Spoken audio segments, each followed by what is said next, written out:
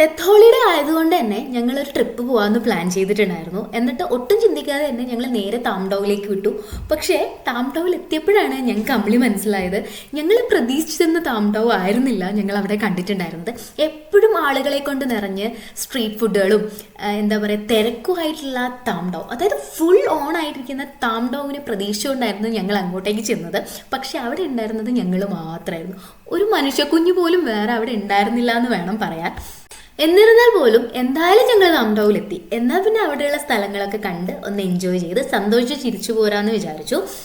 19-ാം നൂറ്റാണ്ടിന്റെ അവസാനത്തിൽ ഫ്രഞ്ചുകാർ നിർമ്മിച്ച പുരാതന വാസ്തുവിദ്യകളും ആധുനിക ശൈലിയിലുള്ള പുതിയ കെട്ടിടങ്ങളും ഇവയൊക്കെ സംയോജിപ്പിച്ചുകൊണ്ട് ഉണ്ടാക്കിയിട്ടുള്ള ഒരു പട്ടണമാണ് നമ്മളുടെ ഈ താംഡൌ എന്ന് പറയുന്നത്. ഇത് കൂടാതെ sky gate, silver water hall, golden pagoda, Lord of jungle എന്ന് പറയുന്ന ഒരു ക്ഷേത്രമുണ്ട്. അതേപോലെ തന്നെ സ്റ്റോൺ ചേർച്ച് ഉണ്ട്.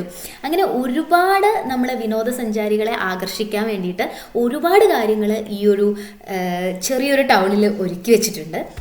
ഇവിടെ വരുന്ന സഞ്ചാരികൾ മസ്റ്റായിട്ടും വിസിറ്റ് ചെയ്യേണ്ടത് എന്താണെന്ന് വെച്ചാൽ ഇവരുടെ നൈറ്റ് മാർക്കറ്റുകളാണ്. കാരണം ഈ ഒരു നൈറ്റ് മാർക്കറ്റുകളിൽ എന്ന് പറഞ്ഞു കഴിഞ്ഞാൽ സുവനീറുകൾ വാങ്ങാനും അതുപോലെ തന്നെ പ്രാദേശിക ഭക്ഷണങ്ങൾ കഴിക്കാനും ഉള്ള ഒരു ഭയങ്കരമായിട്ടുള്ള അവസരമാണ് നമുക്ക് ഈ ഒരു താംഡൌവിൽ വന്നു കഴിഞ്ഞാൽ കിട്ടുന്നത്. മെയിനായിട്ട് പറഞ്ഞു കഴിഞ്ഞാൽ മധുരക്കിഴങ്ങ്, കരിമ്പ്, മുളാറ്റ്യൂബാരി, അതേപോലെ തന്നെ പന്നിയിറച്ചി, ചിക്കൻ, പച്ചക്കറികൾ, അങ്ങനെ ഒരുപാട് ടൈപ്സ് ഓഫ് ഫുഡ് ഐറ്റംസ് നമുക്ക് ഇവിടെ നിന്ന് എക്സ്പീരിയൻസ് ചെയ്യാൻ വേണ്ടിയിട്ട് പറ്റും. കൂടാതെ ഇവിടെ തന്നെയുള്ള സ്പെഷ്യലായിട്ടുള്ള പ്രശസ്തമായിട്ടുള്ള ചയോട്ടെ, അങ്ങനെ ഒരുപാട് വെറൈറ്റീസ് ഓഫ് ഫുഡ് ഐറ്റം നമുക്ക് ഈ ഒരു സ്ഥലത്ത് വന്നാൽ എക്സ്പീരിയൻസ് ചെയ്യാൻ പറ്റും. പക്ഷെ ഞങ്ങൾ വന്നത് റോങ് ടൈമിലായതുകൊണ്ട് തന്നെ ഇതൊന്നും എക്സ്പീരിയൻസ് ചെയ്യാൻ വേണ്ടിയിട്ട് ഞങ്ങൾക്ക് പറ്റിയില്ല. കാരണം ചൈനീസ് ന്യൂ ഇയറിൻ്റെ ആ ഒരു ടൈമിലാണ് ഞങ്ങൾ വന്നിട്ടുണ്ടായിരുന്നത്. അതുകൊണ്ട് തന്നെ അവിടെ ആളുകൾ ഉണ്ടായിരുന്നില്ല. ആ ഫുഡ് നമുക്ക് കഴിക്കാനുള്ള ഫുഡ് ഐറ്റം പോലും ഉണ്ടായിരുന്നില്ല. ഞങ്ങൾ ഫുഡ് കരുതിയത് കൊണ്ട് മാത്രം ഞങ്ങൾക്ക് ആ ഒരു ദിവസം ഫുഡ് കഴിക്കാൻ പറ്റി, അല്ലെങ്കിൽ കഴിക്കാനൊന്നും ഉണ്ടാവില്ലായിരുന്നു. ശരിക്കും പറഞ്ഞു കഴിഞ്ഞാൽ ഒരു മനുഷ്യനും ആ ഒരു പ്രദേശത്തില്ല എന്ന് വേണം പറയാൻ.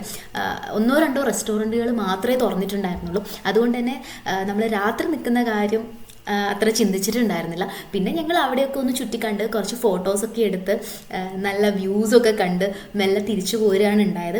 പക്ഷേങ്കിൽ ഞങ്ങൾക്ക് ഭയങ്കര മിസ്സിങ് ആയിരുന്നു ആ ഒരു നൈറ്റ് മാർക്കറ്റും അതേപോലെ തന്നെ അവിടുത്തെ ഒരു ഫുഡ് ഐറ്റംസ് എക്സ്പീരിയൻസ് ചെയ്യാൻ പറ്റാത്തതിലും ഞങ്ങൾക്ക് ഭയങ്കര സങ്കടം ഉണ്ടായിരുന്നു.